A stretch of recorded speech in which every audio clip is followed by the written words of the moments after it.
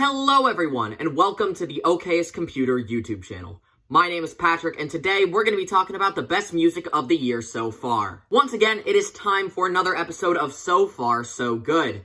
We are now 3 months into 2021, so I figured now would be a good time to talk about my favorite music released in the month of March. I will be going over a list of some notable single and album releases, followed by the announcement of my favorite new single and album. Before we begin, be sure to like and subscribe if you feel so inclined, follow my other social media profiles for more content every day, and be sure to give my new EP a listen. It is available to stream or purchase for $7 on Bandcamp. A link can be found in the description or in the comments. The first thing I wanted to talk about in this video wasn't technically released this month, but I thought that it was noteworthy and impressive enough to receive a mention in the video. The Weeknd, one of this generation's most notable and prolific pop stars, recently celebrated the 10th anniversary of his debut mixtape House of Balloons being released. To celebrate 10 years of this magnificent album, as well as 10 years of The Weeknd, he reissued House of Balloons on all streaming services as well as vinyl, with its original masters and unaltered track listing. You see, there were a lot of samples on House of Balloons from the likes of Beach House, Susie and the Banshees, and Aaliyah, among quite a few others, and these samples were mostly uncleared and therefore illegal. So when Abel re-released his first 3 mixtapes in the Trilogy compilation, he removed all of the uncleared samples and also remastered the songs to sound completely different.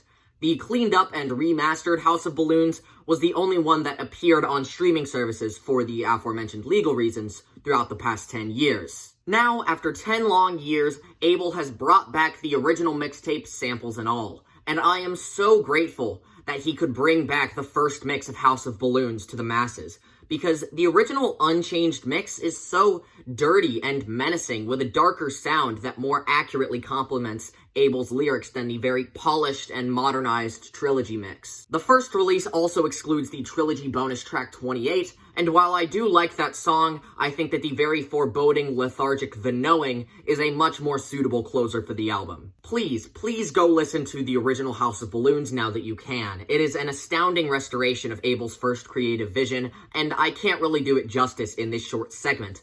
I'll probably end up making a full video about The Weeknd someday, because I just can't say enough good things about his discography. Anyways, back to the original So Far So Good lineup. Rapper, singer, and songwriter Genesis Owusu has just released his debut album entitled Smiling with No Teeth. While I know very little about Genesis as a whole, the album's lead single released last year, entitled Don't Need You, was one of the most entertaining, groovy, and fun songs released that year. Several other singles released afterwards were just as delightful, and he also announced that the backing band would feature the likes of Touch Sensitive and Kieran J. Callanan, so I had very high hopes for his debut album. Despite being quite lengthy, I assure you, Genesis is fully capable of making entertaining and delightful material over the course of an hour. Smiling with No Teeth is a joyful avalanche of sounds drawing from a vast collection of influences and genres, and he carries his band flawlessly through these tracks, with an infectious enthusiasm, the likes of which we've never seen. I know I already mentioned this track, but you really need to listen to Don't Need You. It is a triumph from start to finish. Genesis is able to transition perfectly between these low, nonchalant rap verses and a repetitive, poppy, sing-along chorus, all while Kieran J. Callanan offers a very fun, syncopated guitar melody to back the vocals. The combination of the playful, somewhat aggressive singing and the quirky, distorted guitar creates a really beautiful effect that is so indescribably delightful. Smiling with No Teeth may be Genesis Owusu's first album, but it is as cohesive and highly promising as debut albums can get. The balance of the serious social commentary and lighthearted simplicity in the songwriting immediately establishes Genesis as a charming and intelligent rapper, and I cannot wait to hear more from him in the future. The one and only Nick Cave has returned. He is one of my all-time favorite singers, creating an expansive catalog of consistently brilliant albums with his band The Bad Seeds, and his previous record, Ghost Teen, was one of my favorite albums of 2019. Now, he's returned for Carnage, an album made in collaboration with composer and Bad Seeds contributor Warren Ellis. Nick and Warren complement each other perfectly here, with Warren's subtly melodramatic blend of orchestral and electronic production effortlessly backing Nick's very theatrical and expressive storytelling. Like with Ghost Teen, Carnage plays out less like an album and more like a series of half-spoken, half-sung stories, in the same vein as someone like Scott Walker or Lou Reed. However, CARNAGE sets itself apart from any possible comparison, using its very haunting genre-blending production and the very morbid lyricism. Songs like the title track CARNAGE or White Elephant are a harrowing blend of absurd, fantastical imagery and semi-autobiographical tales of pain and hatred. I remember the first time I heard the song White Elephant, I was really taken aback by Nick's intense threats of violence to the listener that suddenly break into an acoustic guitar-backed gospel hymn. It is a positive but also very unsettling end to such a foreboding and hateful song. CARNAGE is yet another success for Nick Cave, a surreal and bizarre record that thrives on Warren Ellis's epic production and Nick's truly one-of-a-kind vocal performances. Somehow, after all these years, Nick Cave continues to be one of the most important and consistent artists in music, and with an album like CARNAGE, he shows no signs of stopping. After last year's From the Future was one of my favorite albums of 2020, Ohio punk band Honeymoon is back with a new single, a duo of tracks entitled No Smiles and Only in Name. With these new songs, they decided to maintain similar riffs and songwriting to their phenomenal debut, but now they've completely altered and improved their production to focus more on their punk and hardcore roots. No Smiles instantly introduces the listener to lower guitar tunings and slow chugging chords completely stripped of their regular excessive reverb. And when the vocals enter, I am shocked at how clear, loud, and resonant they are, with no vast echoes to bury them in the mix. This could be seen as a downside to fans of the first record's very quiet, spacey vocals, but now that the vocalist is able to come through loud and clear, his talents are on full display, and the lyrics can easily be understood and appreciated.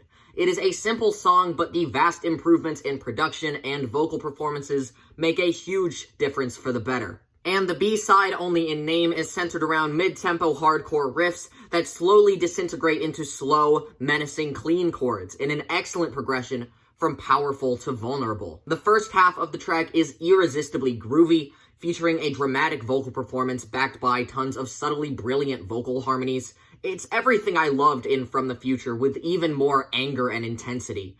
And when it eventually melts away into the melancholy second movement, the vocals become quieter to emphasize the softly strummed guitars, and that effortless exchange in volume between the band members is super impressive. With Honeymoon's newest pair of songs, they prove they're able to change things up and be more than just a punk band that loves reverb. This 1-2 punch of cleanly produced, stripped-back tracks shows off the undeniable skills of their singer and breathe new life into the super intense riff writing of their previous work. Congrats to Honeymoon on 2 more very marvelous new singles. Speaking of amazing comebacks, the world is about to get another new album from the one and only Black Midi.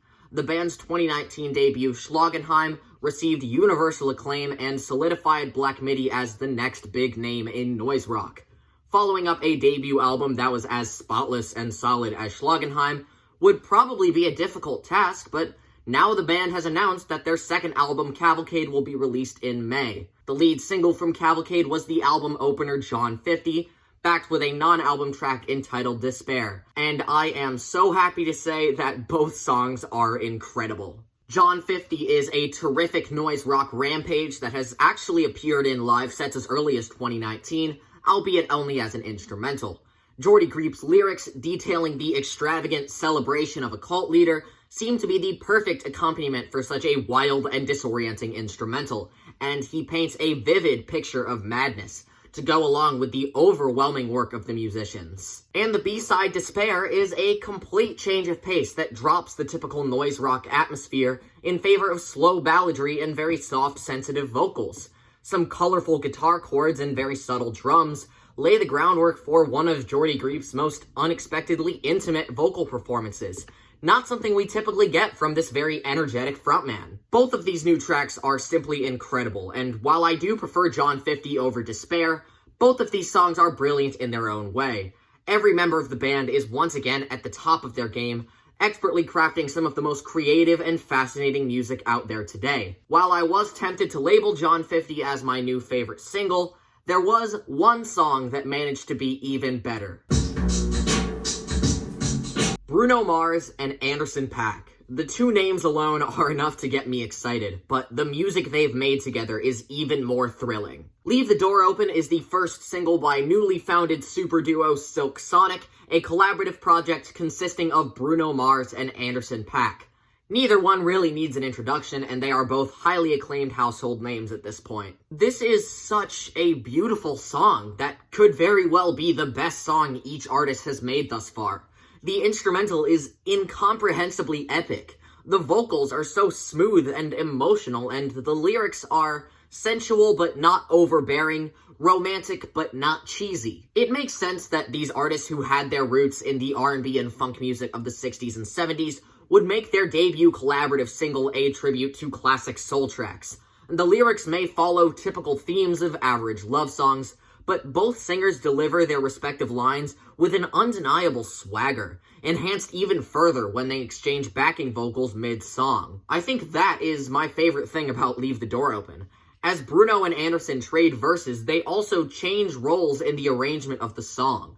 When Anderson opens the track with the first verse, Bruno has multi-tracked vocals mirroring every line, and then, once Bruno comes in with the chorus, Anderson takes over the backup vocals to repeat the titular lyric. And that perfectly arranged passing of the mic is a stellar display of mutual respect and balance between the two singers. Leave the Door Open is truly a mini masterpiece that blends together sounds and styles from every generation of pop and R&B music, resulting in the most impressive and cohesive song I've heard from both artists, and one of my favorite songs of the year so far.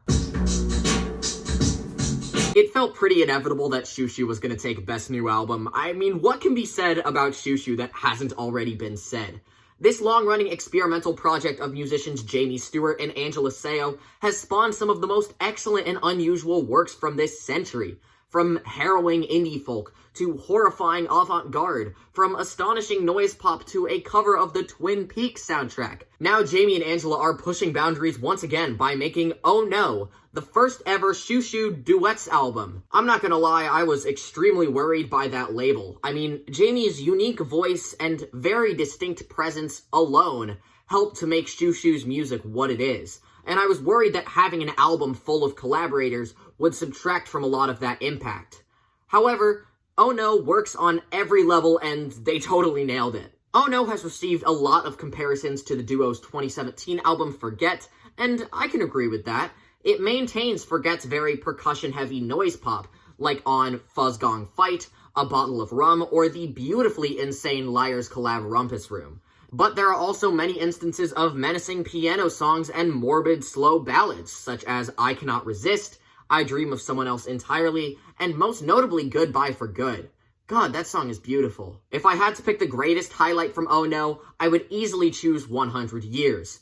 If the name 100 Years sounds familiar, that's because it's actually a cover of the classic Cure song of the same name. Xiu Xiu have done their fair share of bizarre and risky covers, but The Cure is a really hard band to cover. Even with someone as talented as Chelsea Wolfe featured on the track, this was a bold choice to make. But somehow they do it justice, and it ends up being the most compelling, beautiful, and creative moment on the record. I think that description applies to Oh No as a whole. It is very risky and full of really strange creative decisions, but it ends up working perfectly. Xiu Xiu are continuing to take more and more risks, entering new creative territory with each new release, and thriving in the process.